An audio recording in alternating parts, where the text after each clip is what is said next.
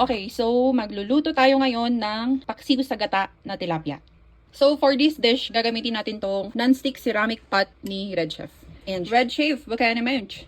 Okay, sibuyarch, zibuyach, bawang. Optional to kung gusto niyo na maanghang. Yan, green chili. And of course, ang ating tilapia. I-assemble mo yan.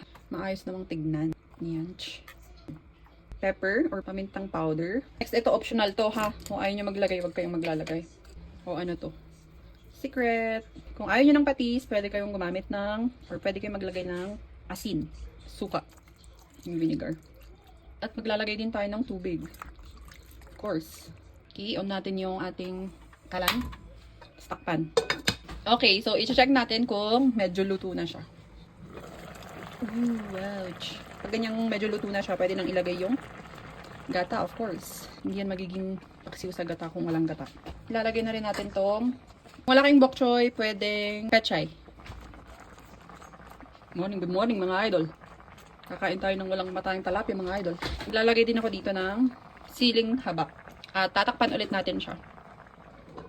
Okay? Oh my gosh. Tikman natin. Wait, gamit tayo ng kutsara. Baka mabash tayo. Sakto lang yung gata. Hindi ganun ka creamy para hindi siya masyadong nakakaumay. Pakukuluan ko lang to ng siguro mga 1 minute pa. Okay, so I think luto na to. Luto! Charot. Kain na tayo be. Ready mo na yung kanin.